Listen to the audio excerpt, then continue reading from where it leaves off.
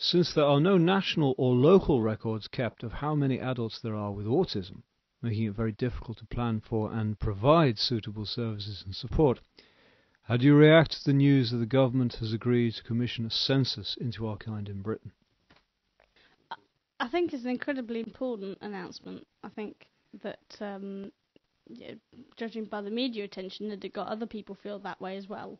I think we're going to be able to, obviously we'll know how many adults there are, but we'll be able to provide better services, and that's across the board, because I think that it will come as a shock to local authorities just how many people in their boroughs or districts have an autistic spectrum disorder and what those people actually need, because currently they're falling between the gap of learning disability and mental health issues, and that means that the current services obviously aren't adequate, and therefore local authorities don't know very much about what autistic people actually need. So once they find out how many autistic people there are and ask them exactly what it is that they need and what they feel they would benefit from, I think that'll come to a big shock for them. And I think it's important that government at a local level provides some type of support for local authorities to make sure that they're able to provide the necessary support so that they know enough about autism to be able to set services up.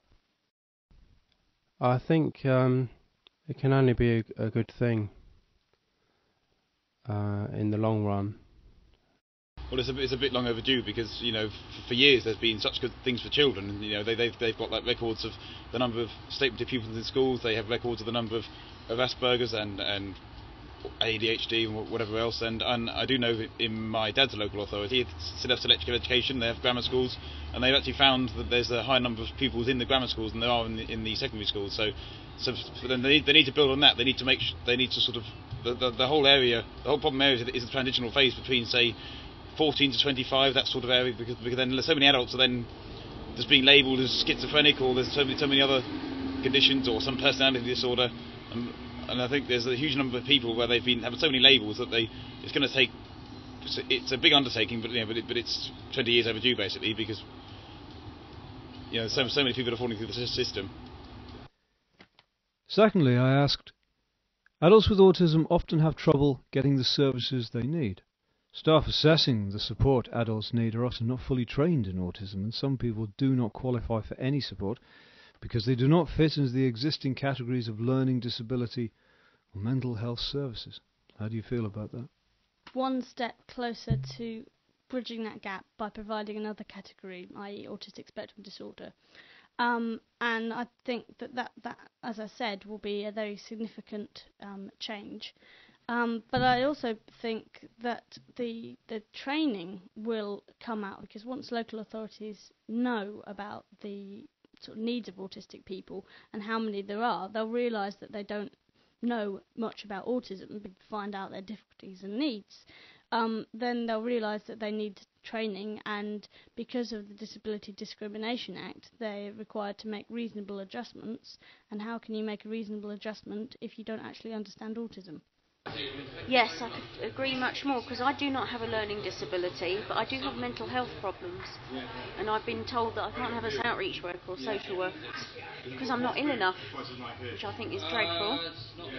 Well, this is a classic situation which I've encountered in my own local authority, and all I can say is pretty appalling, because you get bounced between learning disabilities team, which I was in my old council, and actually there I had a fairly good experience up until about the age of sort of 16, 17, when I was seeing a psychologist, and they thought I had Asperger's from the age of 9. She was very, very good, but then in the adult system, I've been bounced forward between the learning disability and the mental health team about 2 or 3 times now, and I've recently seen the psychiatrist again, for reviewing medication and all that sort of thing, and even had to write letters informing them that they legally had a duty to see me, because they tried to reject me from their books. So all I'm going to say is that's pretty appalling.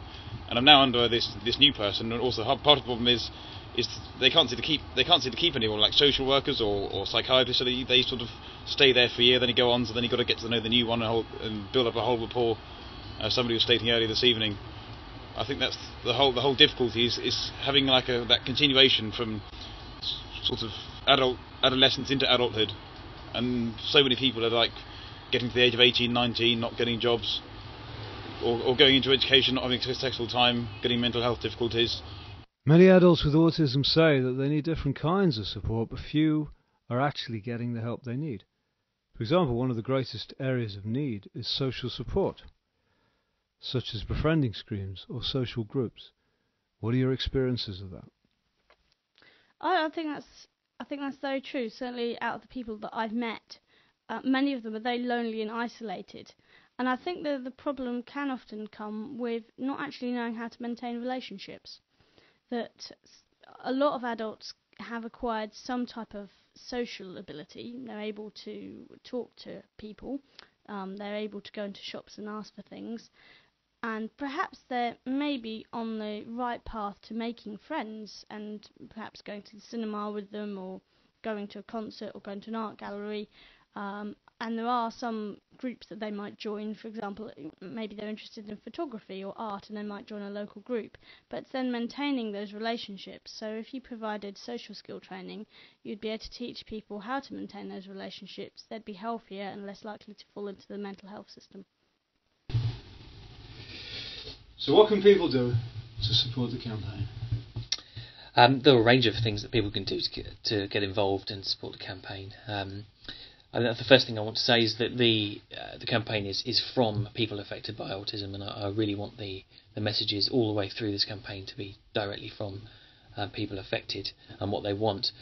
So please do visit our website and put some of your personal experiences on an area of the website called Be Counted. And that's there so that it acts as a collection of evidence really to back up what we're asking for in terms of change. But at this sort of second phase of the campaign, what I really want people to do is to email or to write to their local authority, asking them whether they have somebody appointed in their local area who's responsible for ASD, and whether they have a system in place to record the numbers of people out there for all the reasons I've listed. So what we'll do with that information is, once we get the responses, or lack of, back from local authorities, what we'll do is list them. And so what we really want you then to do is to respond to that and to tell us whether what people are saying at local level, what local authorities are saying, is a true representation of what's going on. Because it's very easy for them to write a letter to us saying, "Yep, we're doing that, tick tick." But if what it means to you is very little, or there's you think that your local authority is doing a better or a worse job than that, then please do let us know. And what we'll do is to actually publish the full responses that we get from local authorities. Thank you very much indeed. I exist. I exist. I exist. I exist. I exist. I exist is the message from adults with autism. Most are isolated and ignored, unable to access the required support, and are often completely dependent on their families. I Exist seeks to change this and ensure that adults with autism have the support that they need. I exist. I exist.